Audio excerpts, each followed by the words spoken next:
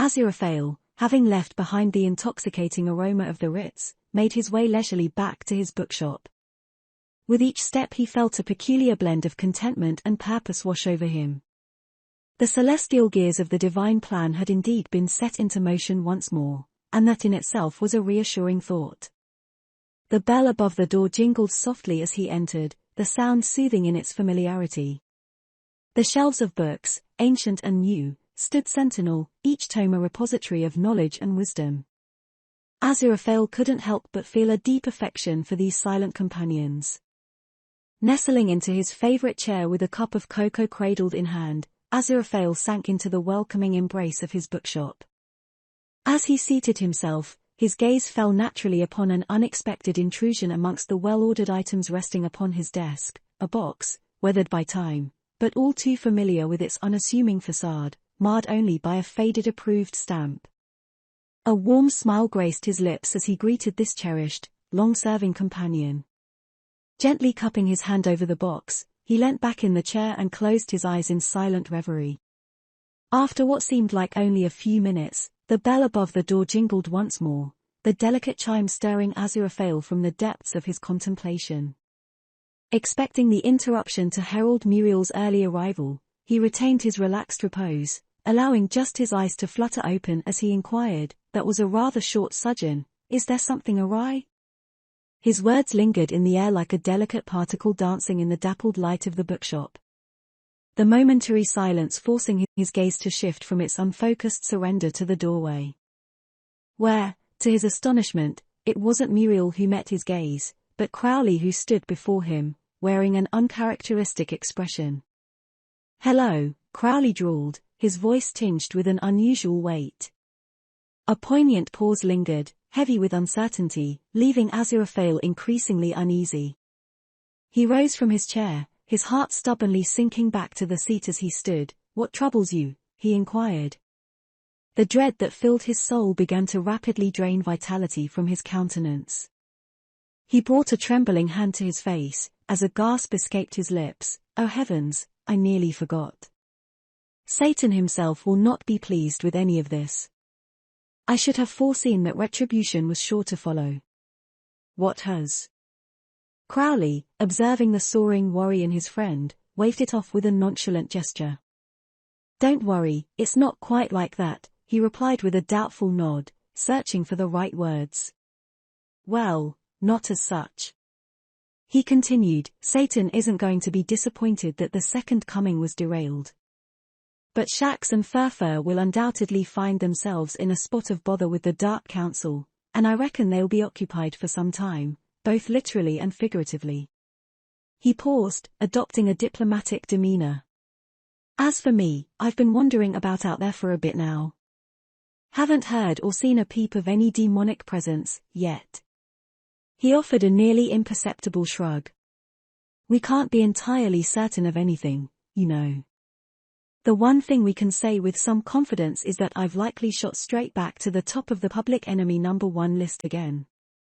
As questionable as their intelligence might be, they would have figured out that I was working with you, and duping Murmocs would be taken as an affront to hell.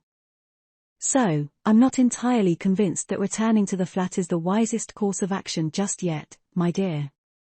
Indeed, Aziraphale replied, bobbing his head in thoughtful agreement. "But," he paused, a burgeoning thought delicately flickering behind his angelic eyes, "you must know, you're always welcome here. This bookshop remains under our celestial protection, no demon can cross its hallowed threshold." He added tentatively as if unsure of his own audacity, "As a matter of fact, we do have spare rooms upstairs."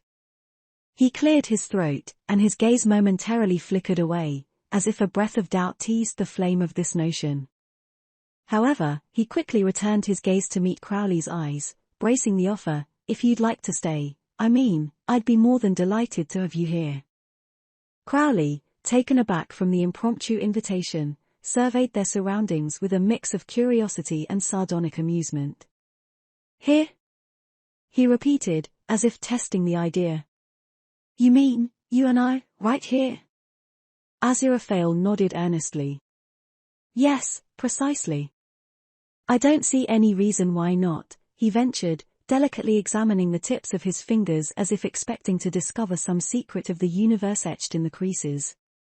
His expression, a masterclass of diplomacy, faced the query with poised determination, remaining resolute in his proposal. Our talents could perhaps be synergistically combined, in some form, conceivably one might even say collaborate, don't you think? A sly grin spread across Crowley's face. Are you suggesting, Angel, that we establish some sort of celestial internal affairs investigative team? His tone held a playful hint, the corners of his mouth curling mischievously. Momentarily caught off guard, Aziraphale stumbled over his words like a scholar attempting to decipher an arcane text. Well, you see, he stammered, I'm not certain I'd phrase it precisely like that. Crowley couldn't resist a teasing retort. Perhaps an ineffable suggestion box then? Well, I suppose, in essence, he paused, considering his words carefully, perchance I am indeed suggesting something of that sort. Gathering his thoughts further, he continued with a resigned shrug, I dare say Raphael would be amenable to such a proposal, considering recent events. Crowley's laughter burst forth, causing his body to sway backward as he surrendered to the sheer ridiculousness of the moment. When he finally regained his composure, he locked eyes with Aziraphale. His voice tinged with an affectionate jest as he finally replied, possibly one of the most absurd ideas you've ever proposed, he admitted, his eyes still twinkling with amusement. Observing the solemnity in Aziraphale's expression, his own countenance settled in reception as he conceded, well then, purring with playful enthusiasm as he extended a hand, the Avengers, here we come. Aziraphale chuckled softly. Your references do elude me at times, he remarked as he extended his own hand, briefly clasping Crowley's in agreement. But it should be quite the intriguing endeavor. Crowley, raising his shoulders in a playful shrug, proffered, Sherlock and Watson, it is then, eliciting an ironic smirk from Aziraphale. After a brief pause, Crowley proclaimed with frankness, I'm Sherlock, earning an exasperated yet affectionate glance from his celestial companion. Appearing absorbed in contemplation, Aziraphale traversed the edges of the nearby cabinet before settling upon it, hands tucked into his pockets. Bending forward in his stance, he muttered to his shoes, Abbott and Costello, his lips barely containing a burgeoning grin. A shared chuckle lingered between them, the weight of their responsibilities momentarily lifted. Crowley deftly drew his forefinger and thumb to the corners of his mouth, as though attempting to erase his amused agreement with a magician's flourish. Aziraphale peered at Crowley with a quizzical expression, his voice carrying a note of inquiry. This would undeniably sever your connections with hell, wouldn't it? Crowley considered the question, his eyes flickering with a wry glint. I don't suppose they're already severed. Fool them twice, and...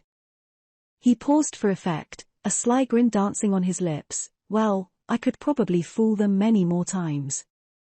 They're not exactly the brightest sparks in the infernal furnace. He chuckled softly before growing more serious. But they're hardly renowned for their forgiving nature. Aziraphale nodded in agreement. I dare say not, he remarked, his tone tinged with a knowing sadness. His stance reflecting his internal surrender, Crowley leaned back on a bookshelf, the wood sympathetically creaking in what seemed like solidarity. I think that bridge is well and truly burnt, my dear, regardless of what I do next. He furrowed his brow, as if pondering the choice of words. The irony of the term burnt in this context was not lost on him. Crowley's eyes roved with curiosity around the bookshop in quiet contemplation. You do have a penchant for order, Angel. I'm not entirely sure how I'd fit into this place, he remarked, his tone tinged with uncertainty. Crowley, who had always found solace in his solitude and the expanse of his bachelor's quarters, recognized a similar trait in his friend.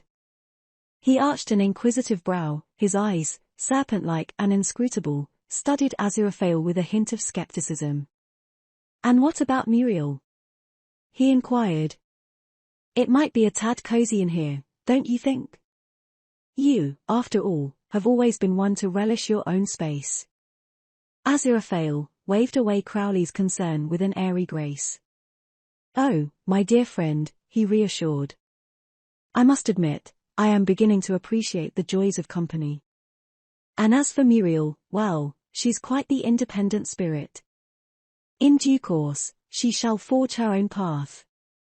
Besides, we have an entire realm of possibilities waiting upstairs, brimming with untapped potential. Crowley considered Aziraphale's words, his eyes betraying a flicker of uncertainty before settling into a semblance of agreement. In this peculiar arrangement of theirs, forged in defiance of heaven and hell, there had been numerous unexpected twists and turns.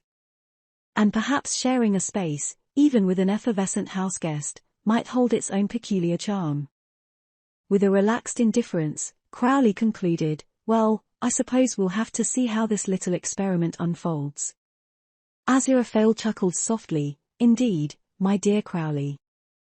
Life is full of surprises, perhaps we've stumbled upon one of its more delightful inscrutabilities. Crowley fixed his gaze on Aziraphale, as if reweighing their conversation once more. A fleeting pause lingered, an interlude of reflection where his features contorted, mirroring an episode of conflicting internal accord. Then, with a hint of wryness dancing in his eyes, he inquired, a grand adventure, is it then? Aziraphale smiled warmly. Well, I do hope for a peaceful one. We needn't go looking for trouble, need we?